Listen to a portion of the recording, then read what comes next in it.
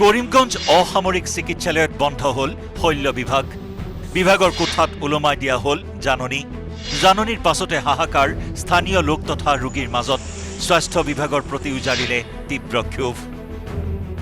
কলমুই civil হাস্পাতাল বুলি পৰিচিত আৰু এইখন এখন বৃহৎ এটা অট্টালিকা আৰু যদি চাৰিওফালে দেখা যায় ইয়াতে block 1, block A, block B, block C তিনিটাকৈ ব্লক আছে।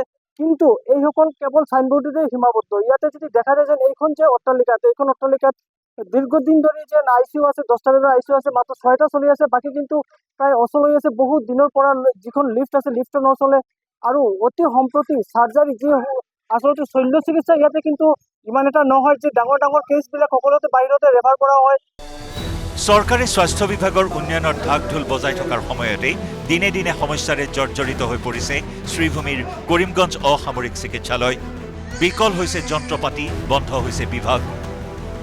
দুখ লাগিছে ৰাত্ৰে নিশায় যদি মোৰ বয়স্ক বাবাতুল্য কোনো মানুহ যদি আহে, হাৰ্ট এটাকৰ পেচেণ্ট, ষ্ট্ৰোকৰ পেচেণ্ট, ENT ডাক্তাৰে চাই থাকে। ENT ডাক্তাৰে কি বুজিব হাৰ্টৰ বেপাৰে, কি বুজিব তেওঁ? এবাৰে তেওঁ ৰেফাৰ দি দিয়ে শিলচৰ। বেছিভাগ মানুহে ৰাস্তাত তেওঁৰ প্ৰাণটো হাৰাই দিছে।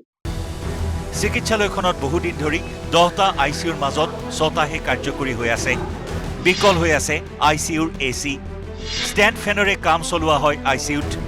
2টাকৈ অক্সিজেন প্লাণ্টৰ 2টাই বিকল। চিকিৎসালয়ত উপলব্ধ নাথাকে এণ্টি ৰেবিছ। আনকি নাৰ্ছৰ নাটনিৰ ফলত চিকিৎসালয়খনত চৰম অচলাৱস্থাৰ সৃষ্টি হোৱাৰ তথ্যও পোহৰলৈ আহিছে, যাৰ বাবে বৃহৎ চিকিৎসালয়খনত পেইং কেবিনসমূহ সম্পূৰ্ণৰূপে বন্ধ কৰি দিয়া হৈছিল। আনকি সকলো সা সুবিধা থকাৰ পাছতো বন্ধ ৰখা হৈছে অস্ত্ৰোপচাৰ। আজি এই চিভিল হস্পিটেলখনত ডাঙৰ ইছ্যু।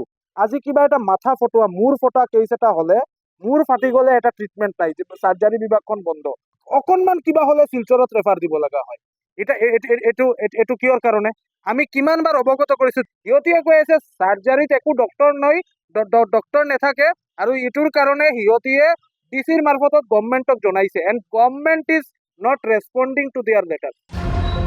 বৰ্তমান চিকিৎসালয়খনত নাই শল্য বিভাগৰ এজনো চিকিৎসক। সামান্য দুৰ্ঘটনাত পতিত ৰোগীকো প্ৰেৰণ কৰিবলগীয়া হৈছে শিলচৰ মেডিকেল কলেজ হাস্পতাললৈ। আনকি চিকিৎসালয়খনৰ এইসমূহ বিসংগতিৰ কথা নিজেই দোহাৰিলে অধীক্ষক ডক্টৰ লিপি দেৱ সিনহাই। আমি একা surgery, OPD, surgery indoor, surgery emergency, এমনকি সেই সঙ্গে বলতে গেলে আমি এখানে গাইনিরও ডিপার্টমেন্ট দেখেছি।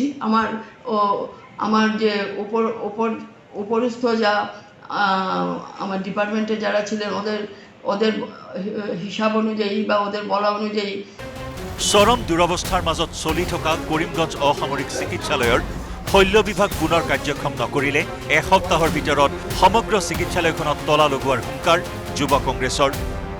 শ্ৰীভূমিৰ পৰা গৌৰীশ নন্দীৰ report, news 18 Assam north east.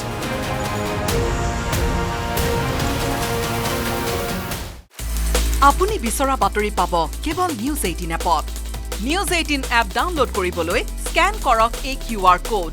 Google play ষ্টৰতো পাব এই নিউজ 18 এপ।